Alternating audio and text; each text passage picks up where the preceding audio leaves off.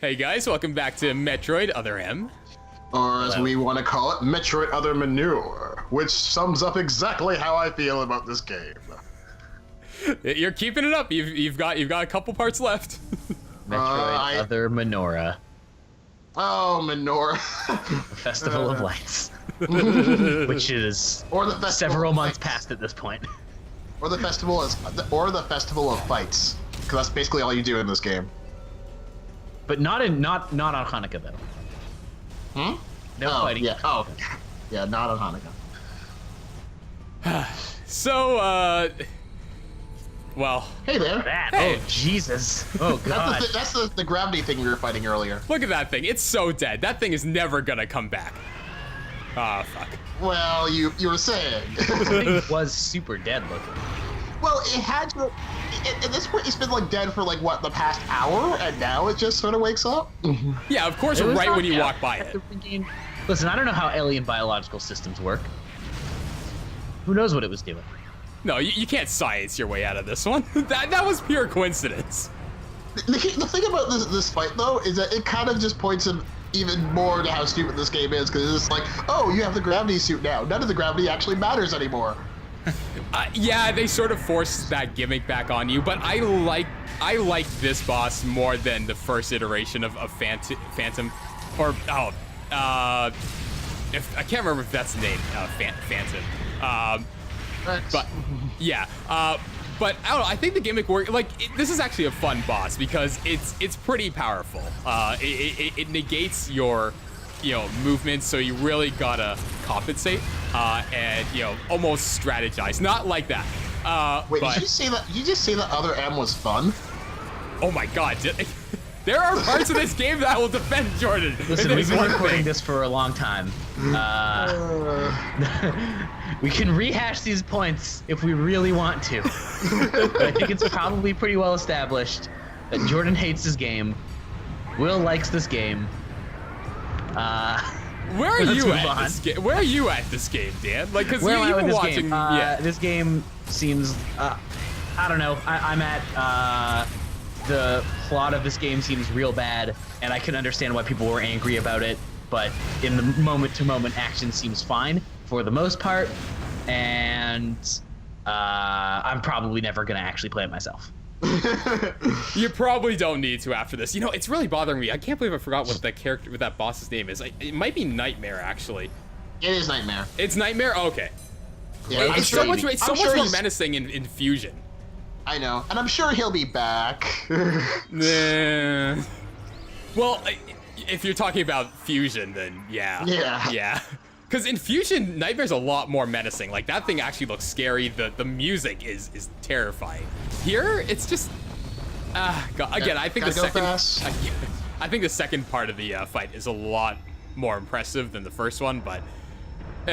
still, That's one thing I've actually noticed in this game that's sort of missing is like Metroid has always had like a bit of a horror element to it, and this game doesn't really have that. Like, nothing in this game is like really like menacing or scary. Like, some things will be gross or whatever, but the space station's pretty clean looking. It's kind of colorful. It really doesn't have that same really like menacing atmosphere or like that like coldness that is sort of the Metroid style. Yeah, and that's actually that's another reason I don't like this game. But to be honest, like everything that is menacing in this game is sort of played up in a non-menacing way. I mean, the most menacing thing that I can really think about in this game is just how Ridley ends up becoming a Pokemon, and and they completely ruin any sort of horror tension with the whole baby thing. Yeah, I mean, it's really this very sort of typical anime horror, and not in like the cool like Junji Ito way, but in this sort of just like this lame like, I don't know. Here's a gross thing. Wow, you're just like fuck everything. Yeah, I'm so glad that they let you like just destroy those pillars on your way back, because this game doesn't have a lot of backtracking, but it's nice when they give you that, so you don't have to constantly start stopping. Yeah, and that's sort of what you want from him. Like, you want to be able to like see the parts that you went through and just sort of truck through them. Yeah, gotta go fast. Gotta go fast. Gotta do it. Will never stops going fast in any game. He only plays games where you can go fast. Because I only play Sonic games. Yeah, that's right. But there's to your point, Dan, about the horror. Well, the aesthetic, the horror aesthetic. Like, I just find that this game is too big. Like, all the spaces just seem too big, and it never gives you that sense of enclosedness. And I think that's what the other Metroid games do really well. The fact that, like, you always feel like you're like in an enclosed space. You can always see the ceiling, you can always see the floor. Here in this game, every room seems so expansive, and it just makes, I don't know, to me it just gives you like a feeling of safety. You can always run around or escape if you need to. Yeah, that's a good point. Yeah, like I agree, because I mean, when you said that, Metroid usually feels like you're in a closed space, and I think that's actually some part of the magic of Metroid, because I mean, a lot of Metroid games take place on an alien planet where you could go anywhere, and yet you feel like you're in a claustrophobic room. Yeah. Yeah, even the I mean, a lot of those series take place like well. underground also. Yeah, but I mean, like the areas are so expansive, and yet they feel like expansive, yet you feel like the walls can close in on you at any moment. Yeah, definitely. I wonder if part of that, and nah, it's not quite true because Fusion doesn't do this, but like, a lot of atmosphere-wise, a lot of these games are dealing with like organic matter and like things that are sort of like lumpy and kind of like weirdly alien in that way. I think you just won an Olympic medal for a long jump. Pretty good one.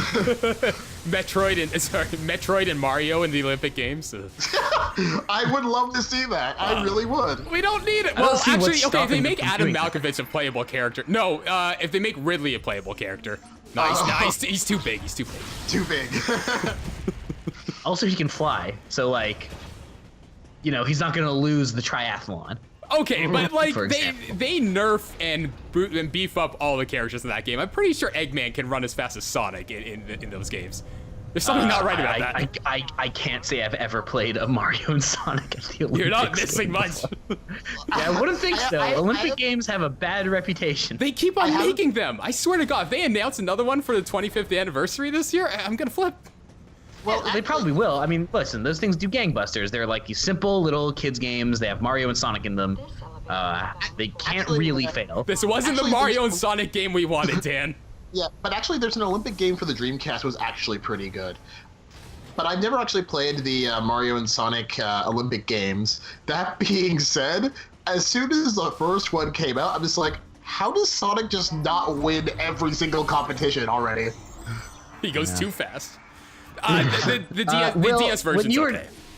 You had said that that was not the Mario and Sonic game we were looking for. I don't know about you, but I'm not really interested in a Mario and Sonic game. Period. Smash. Yeah, Smash Bros. For sure. That's kind of it. But like, I would never want like a dedicated game that is about both of those characters. They just don't fit. Doesn't work. The problem, I mean, like they tried to do that with Crash and Spyro, and boy, was that a bad. That's a combination that like makes sense though. I mean, for the very least that they're both owned by Naughty Dog, but also because like, you move around in similar ways. They're sort of visually very similar. Those properties being together makes sense. But Dan, think about it. You could have a game where Mario's like, "It's a me, Mario," and then Sonic's like, "Oh, that's way past cool." That sounds fucking awful. That sounds terrible. I would not want that. How could you want that? What would they? Would it be like want that? Would it be like a battle thing, like Super Mario Brothers Z or something? Like Mario with a gun? Take no business. It would work. I don't even know. I don't even know, but all I know is that I want to just see it, just to see how many heads explode. Just from just the fan base. For being terrible? Yeah. I don't know how they would combine those worlds outside of doing like, sort of like what they did with the Sonic Mega Man crossover comic series from Archie. You know what? You could do an RPG like a Super Mario RPG kind of thing. That's what I think. Oh, we haven't had a Sonic RPG in a while though, since the Dark Chronicles, I believe. Yeah, that's a BioWare game. It was, and it was not bad. It hasn't aged well, but I remember it was having a great time with it when it Which first I came played out. it, but I mean, I would be interested in trying to go through that game at some point. Which game? Sonic and the Dark Brotherhood, is that what it's called? Sonic Chronicles and the Dark yeah. Brotherhood. It's like I a think. Sonic RPG. It's made by BioWare, who are the guys who make like Mass Effect and Knights of the Old Republic and those kind of games. It's like weird mixing of studio to game, but I don't know. It seemed interesting at the time, and I remember its reviews not being so great, but I don't know. I'd be interested in checking it out. I've heard of it. I never actually played it. Yeah. By today's standards, you're not missing too much. But back then, it was, it wasn't too bad. It just hasn't aged well. It's my boy Ridley. It's weak. Use your Pokeball. That actually fits extremely well in this game. Do you think if Samus threw a Pokeball, it would just be her? Do you think she is the Pokeball? She You could are turn into a right, Pokeball. actually. Okay, I need to make a comic about that. And speaking of which, I make comics for those who don't know. Shameless plug. Spark Comics, look it up. SparkComic.com. I want to see that. Somebody is really drunk. Somebody is really drunk. Sorry, I thought I ended the part there. That would have been good. That would have been so good. That would have been pretty good. I don't know what I was thinking, but now we're gonna end it on like Samus riding down an elevator because that's just so much more interesting. Right. There's not even elevator music. What kind of space station doesn't have elevator music? Come on, like some space jazz? I'd totally be into that. Sometimes it seems like people are trying to deliberately make space stations like isolating and creepy. It's like you give it some creature comforts, you know? You'd think.